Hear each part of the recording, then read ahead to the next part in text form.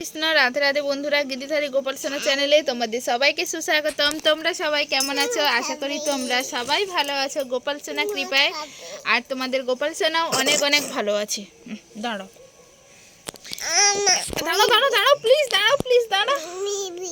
আচ্ছা ঠিক আছে বাবু। এখন বাজে 7:18, বসেছি এখন মুড়ি খাবো। এই যে ঝুরি ভাজা মুড়ি আর একটু সর্ষের তেল নিয়েছি, এইগুলো দিয়ে মুড়ি খাবো। সকালে জল খাবারের প্রসাদ এইগুলোই। আজকে খুব খিদে পেয়েছে। কালকে তো সারাদিন কারেন্ট ছিল না, কারেন্ট এসেছে রাতের বেলা। একটু ভিডিও করব ভেবেছিলাম, তাও করতে মনে নেই। কি আর করা যাবে, এখন দুটো মুড়ি খাই। তুমি কি একটু মুড়ি খেতে চাও বেবি? আমি খেয়ে নি।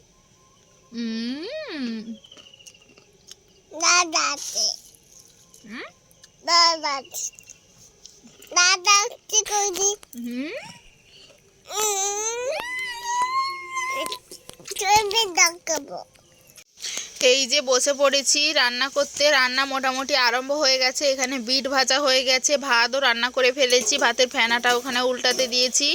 আর এই পাশে রান্না করছি একটা সবজি, আলু উচ্ছে আর বেগুন দিয়ে একদম সরু সরু, মানে একদম ঝিরিঝিরি করে বানিয়েছি যতটা বানানো যায়। এই রকম করে একটা শুকনো শুকনো চচ্চড়ি বানাবো।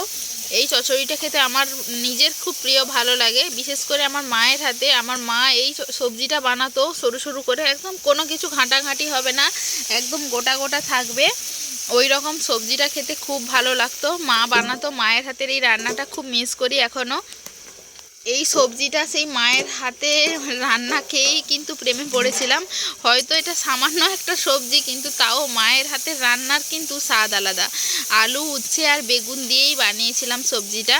আর আমি একটু শুকনো শুকনো এই সবজিটা খেতে ভালোবাসি, কিন্তু আমাদের বাড়িতে কেউ বলতে মা তেমন একটা পছন্দ করে না। মায়ের একটু সবজি হবে, একটু থল, মানে কি বলবো, মানে একটু মাখো মাখো হয় যেটা আর কি, মানে ঘেঁটে ঘেঁটে জল দিয়ে যেটা হয় ওই রকমই মা খেতে ভালোবাসে। কিন্তু আমার একটু শুকনো শুকনো গোটা গোটা থাকবে এই সবজিটা, তাহলেই ভালো লাগে। আর এখানে সমস্ত সবজি দিয়ে বানাচ্ছি একটা ঘন্ট মতো। মাই বলল বানাতে, আলু বেগুন কচু যাই যা সবজি ছিল বড়ি টড়ি দিয়ে একদম কষিয়ে রান্না করেছিলাম এই সবজিটা। এটা এরকম দেখতে হয়, আমার তেমন একটা ভালো লাগে না, মা যেহেতু বলেছিল করতে। আবার করেছি নিম কড়ি দিয়ে, মানে নতুন যে এখন বসন্তের এতে নতুন নিম পাতা বেরিয়েছে, সেই নিম পাতা দিয়েই কিন্তু বানিয়েছি। গপু সোনাকে ভোগ দিয়ে দিয়েছি, ছেলের জন্য ডাল বানিয়েছিলাম, পাঁপড় ভাজা বানিয়েছিলাম। এইগুলো দিয়ে আজকে গপু সোনাকে সেবা দিলাম। আর আজকে আমার গপু সোনাকে কত কিউটি লাগছে দেখো। এই জামাটা পরলে আমার গপু সোনাকে কিন্তু খুবই সুন্দর লাগে। পুরো রাজার ছেলে, রাজার মতো বসে আছে আমার সিংহাসনে। খুবই সুন্দর লাগছে গপু সোনাকে। এখন প্রসাদ থালা তুলে নিয়ে গিয়ে বাড়ির সবাই প্রসাদ পাবো। হরে কৃষ্ণ রাধে রাধে। এখন বাজে 7:15 সন্ধ্যা। সারা বিকাল মানে দুপুরবেলা একটু মতো রেস্ট নিয়েছিলাম, তারপরে থেকে কিন্তু কাজ করা আরম্ভ হয়ে গেছে।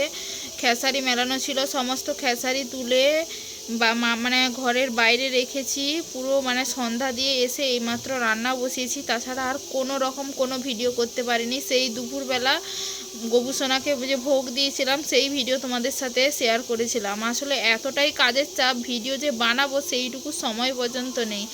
দুপুরবেলা এঁচোড় রান্না করব বলে বানিয়েছিলাম, কিন্তু মা বলছিল রান্না করতে হবে না, তাই রান্না করা হয়নি। রাতে রান্না করতে বলেছিল। মোটামুটি এঁচোড়টাই আজকে রান্না করছি। চলো কি কি এঁচোড়ের রান্নাটা তোমাদের সাথে দেখাই।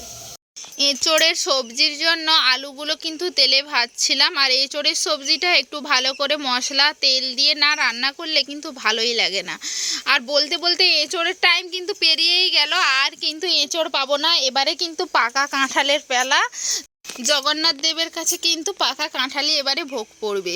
আর এঁচোড় খেতে কে কে পছন্দ করো অবশ্যই কিন্তু কমেন্ট করে জানাবে। আমার কিন্তু এঁচোড় খুবই ভালো লাগে। এঁচোড় একটা প্রিয় সবজি বলতে পারো। একটু তেল মশলার প্রয়োজন হয়, প্রচুর মশলা দিতে হয়, না হলে কিন্তু টেস্ট হয় না। আসলে এঁচোড়ের হয়তো কোনো স্বাদই নেই, মশলাতে দিলেই তবেই কিন্তু স্বাদ।